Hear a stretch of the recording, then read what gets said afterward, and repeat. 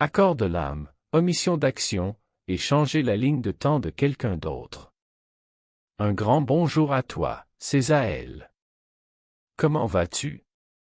Je voudrais tout d'abord t'encourager à regarder la première vidéo que Ariane a publiée sur cette même chaîne qui parle des vies antérieures et du savoir intérieur, qui permet d'identifier ce qui peut être ou non des souvenirs de ces vies. C'est très intéressant et cela pourrait être utile. Aujourd'hui, je vais te parler de comment je considère les accords d'une âme, l'omission d'action pour les respecter, et de s'il est vraiment utile d'essayer de changer la ligne temporelle d'une autre personne. Je préfère parler d'accords de l'âme plutôt que d'accords prénataux, car je ne suis pas d'accord avec la signification de cette expression. Les accords prénataux seraient des choses pour lesquelles tu as donné ton accord avant ta naissance. Mais si tout se passe maintenant, si le temps n'est pas une chose linéaire, si tu peux écrire ton histoire au fur et à mesure que tu vis, comment cela pourrait être prénatal? Comme toujours, cela dépend du plan sur lequel tu portes ton attention, dans le moment présent. Mais j'ai tendance à tout considérer comme le maintenant constant. Dans la dernière vidéo sur le temps, j'ai expliqué que ton destin est fixe et ne l'est pas, en même temps. Et qu'en fait, tu écris toi-même ton destin en permanence. En permanence dans un présent constant, comme je l'ai dit. Il est possible que tu te laisses, toi-même, des indices sur le chemin que tu t'es fixé, bien que peu de gens en soient conscients. Je m'explique. Je vois que énormément, et quand je dis énormément, je veux dire énormément. Énormément de gens désespèrent de savoir quelle est leur mission de vie, une fois qu'ils commencent à ouvrir les yeux sur une réalité plus expansée. Ils souffrent même de ne pas connaître le sens de leur séjour dans cette réalité. Bien qu'en fait, ce n'est pas quelque chose qui n'arrive que sur Terre, mais c'est vrai que c'est généralement beaucoup plus fréquent là-bas. En suivant la ligne de pensée qu'Ariane a expliquée, dans son premier thème, cela peut aussi s'appliquer à ta mission, si on peut appeler ça comme ça. Tu n'as pas besoin d'appeler ça une mission, parce qu'en fin de compte, ce sont des choses que tu décides de faire toi-même. Et personne d'autre ne peut te dire quel est cet objectif, car même si tu es parti en mission, pour faire quelque chose de spécifique, dont tu as parlé aux autres avant de descendre sur Terre, cela signifie seulement que c'était ton intention, au moment où tu es descendu. Maintenant, tes idées pourraient être totalement différentes, si ton âme pouvait désirer quelque chose d'entièrement différent. Bien que dans la plupart des cas, je pense que c'est ce sentiment, avec lequel tu es parti en mission sur Terre qui prévaut, mais il n'est jamais bon de se fermer à l'idée que les choses sont comme ça, et pas autrement. Il y a toujours des exceptions, pour absolument tout. Rien n'est simple, si je puis dire. Alors, comment trouver ce chemin que tu penses devoir suivre, pour remplir ta mission? Eh bien, la première chose à faire, et la plus primordiale, est que tu t'assoies pour réfléchir et parler avec toi-même. Demande-toi ce que tu aimerais le plus vivre, aussi utopique que cela puisse te paraître. Je te conseille de ne pas te limiter à penser à des choses 3D, comme par exemple vivre dans un manoir entouré de richesses, bien que si c'est ce que tu veux, c'est bien sûr parfaitement valable aussi. Mais je dis cela parce que beaucoup de gens ont du mal à se défaire de l'idée que tout ce qui existe est la 3D, y compris quand ils ont conscience de tout ce qui existe réellement. Maintenant que cela est dit, qu'aimerais-tu faire? Qu'est-ce qui te rend heureux? Y a-t-il quelque chose qui ne remplit pas ton cœur, dans ce que tu fais actuellement? Y a-t-il un projet ou une voie que tu aimerais beaucoup pouvoir suivre? Y a-t-il une situation que tu aimerais changer? Tu peux mettre la vidéo en pause et y réfléchir à froid.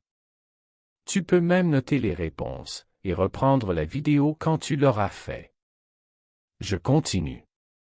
Je peux te résumer cela en un concept très simple, même s'il ne te servira que de guide, car ce n'est jamais aussi simple, comme je l'ai dit précédemment. L'intérêt de regarder un film est de ressentir les émotions qu'il te procure. L'intérêt de lire un livre est le même. L'intérêt de jouer à un jeu vidéo est d'y jouer. Et l'intérêt de la vie est de vivre. De ce fait, cesse tout simplement de suivre le chemin qui te rend malheureux et qui te donne envie de faire autre chose. Et prends ton courage à deux mains pour aller dans la direction que ta conscience te crie d'emprunter. Si elle te le crie, c'est parce que c'est ça ta mission. Rien n'est insignifiant, aussi absurde et ennuyeux que puisse paraître ce que tu désires faire. Mais nous arrivons maintenant à la partie qui peut être sujette à controverse. Il y a un instant, je disais que quelqu'un d'extérieur ne peut pas arriver et t'expliquer ce que tu dois faire, parce que c'est ce que toi tu as décidé de faire, avant d'entrer sur Terre. Tout d'abord, ça s'est pensé d'une manière linéaire. Et ensuite, ce que ton âme désire, une fois que tu es à l'intérieur, peut avoir changé du tout au tout. Et s'il y a quelqu'un qui peut savoir ce que désire ta conscience, c'est toi et seulement toi. S'il est déjà compliqué, parfois de savoir soi-même, ce que son âme désire, comment quelqu'un peut-il même oser prétendre savoir mieux que toi, ce que ton âme désire? J'insiste sur le fait que je n'aime pas le mot « âme ». Bref, appelons cela « point d'attention de la source ». Ce qui est vrai, c'est qu'en partant ou en se désincarnant, beaucoup de gens pensent qu'ils n'auraient pas dû partir.